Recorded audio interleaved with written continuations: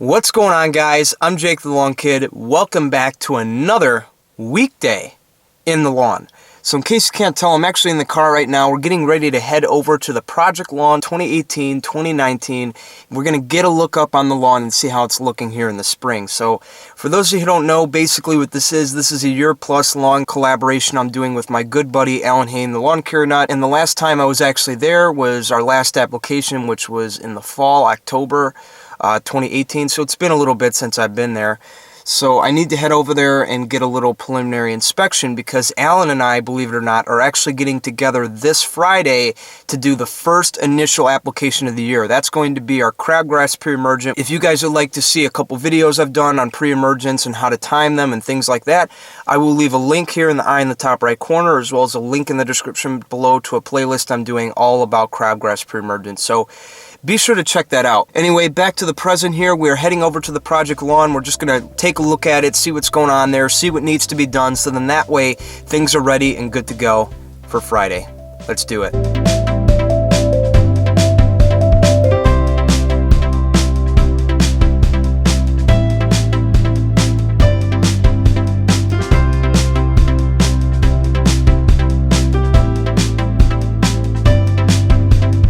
Okay, so I'm here at the Project Lawn. I don't know if you can see, but we got the pool guys back there. This is something we talked about last year. They're actually having a pool put in the back lawn, which is one of the reasons why we postponed doing that section. So one of the biggest things we plan on doing this year, along with finishing up the front lawn here, is we're going to start tackling that backyard over there. In fact, I believe we're actually going to run some experiments over there with Carbon X and whatnot when it comes out. That'll probably be some content to look forward to, but either way, enough talking. Let's take a look at the lawn.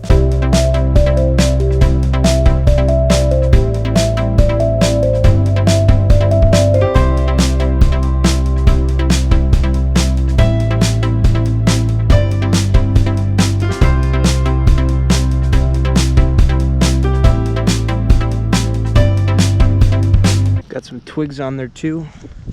Just get those out of there. Can't have that.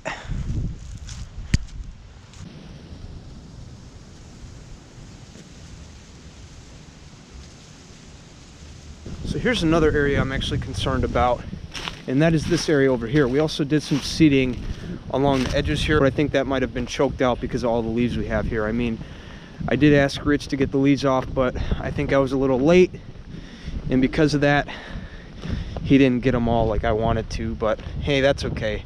Like everybody, Rich is learning, so cut him some slack.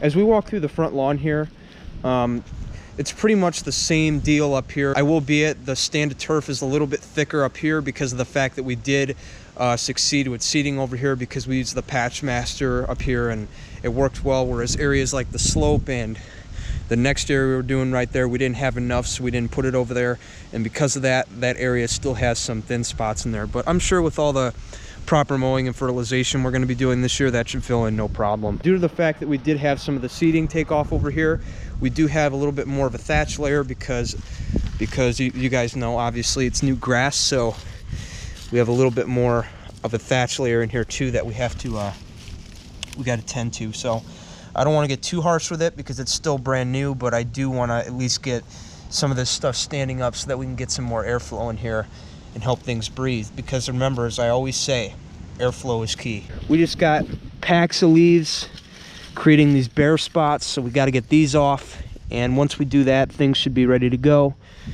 So that's something to keep in mind for Friday. This is a little off topic. I'm sure you guys remember this area here, and the reason it lays over so much is because of how steep it is. Because of how steep it is, it's just hard to get a clean cut on it, and because of that, the grass lays over, and you know, water flows, nutrients flow out of here, all that, so nothing can really stay here. So we have a little bit of a challenge over here as far as nutrient retention. Plus, albeit the reason it is laying down is because we haven't been getting a lot of direct sunlight lately, but I'm sure that with that and the spring rains we got coming, this area will be standing up in no time. So that's something we'll be paying attention to as well. As we come over here, you know, I gotta say, I'm actually really happy about how this section of the lawn turned out. It turned out really good. Again, because of the fact that the seed took off in these areas, we do have a little bit of thatch layers to to tend to, but that won't be a problem. Alan and I are just gonna have to do a little bit of teamwork, which shouldn't be a problem because him and I make a great team.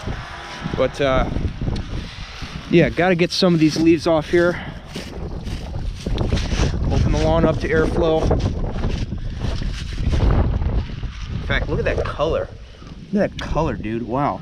And this is in an area that's been protected. Looking good. So yeah, coming around the back here, that's the dog spot over there. And I actually just got done talking with the homeowners, and they told me that they're actually going to be building a deck here all the way out right here. So not so much in the lawn right here, but right here. And as of right now, I don't really know what that's going to do for the lawn, but stay tuned. Like I said, in these areas where the seed took off, we have a little bit of heavier thatch, and because of that, we got a little bit of work to do, but like I said, shouldn't be a problem. Shouldn't be a problem. And then here's where our domination line was, and still is, if I can find it. Give me a second. This is where it was last fall.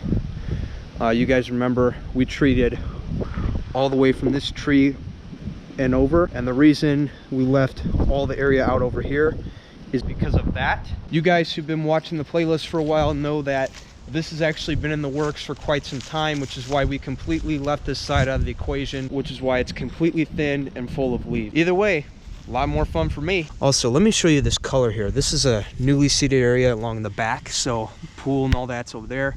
This is right by the domination line we showed you. You guys can see this area is nice and dense, and it's also nice and green too. Look at that color. In fact, if you look at this whole area from afar, I don't know if the camera's going to show it. The areas we treated with aeration, overseed, they look really good. They look nice and green, and they also have a little bit of a dense look to them. So far I'd say we're on the right track. Awesome. Okay, so I'm actually standing in Rich's garage right now just because of how brutally cold and windy it is. I don't know. For some reason, the Midwest weather has a way of fooling you into thinking it's really nice outside, and then all of a sudden, before you know it, you walk out there and it's just cold freaking breeze, right? You know, the sun just has a way of tricking you into it. As far as winter kill goes, I'm really not seeing anything. The lawn looks really, really good, especially after the harsh winter we dealt with extreme cold temperatures, heavy snow, all of it. The lawn just looked really good. In fact, I think part of it has to do with the fact that the kids really don't walk on the lawn that much anyway, and because of that, the lawn just had some time, it had some space, didn't have any problems whatsoever, and because of that, it looks really good. Now, albeit there is a little bit of debris on there, there's a few leaves in there that are probably choking some spots out. That's something I'm definitely going to take into consideration when I come back here on Friday and do the first step with Alan, which is going to be our pre-emergent. A couple things we have to do when we get back is we have to rake out some of the matted areas, clear off some of the debris, open the lawn up to some airflow, and then from there we can do our application. So I hope you guys enjoyed this video, and I hope you're looking forward to Friday where we're actually going to come back and do our first application of the season for this lawn. With that, I'm Jake the Lawn Kid. Thank you for watching. I'll see you guys next time. If I don't see you guys next time, you're gonna be dominated, bro. See you later. By the way, one thing I want to clarify before we leave here, and that is the former LCN lawn here, which is my next door neighbor. I want to show you guys that there's still a little bit of hope in this lawn here. If we could just start doing things right again as far as mowing, fertilizing, irrigation, I have a feeling that this lawn could recover back to its full glory. Part of what you're seeing here is the lawn is a little overgrown. It wasn't properly winterized. It wasn't cut low enough. And because of that, we do have some layover in here to contend with, and we also have some weeds in here. So that's really a majority of what you're seeing. I mean, I just wanted to show that to you because this lawn here, this is a historical landmark in the lawn care community. It's what started it all. So I think one thing I'm gonna have to do, because I know a lot of you guys are going to geek the heck out over this, and that is to actually convince Megan to allow me to do a complete restoration here on this lawn. So I don't have any word on that yet, but when I do, I will get back to you guys. Stay tuned.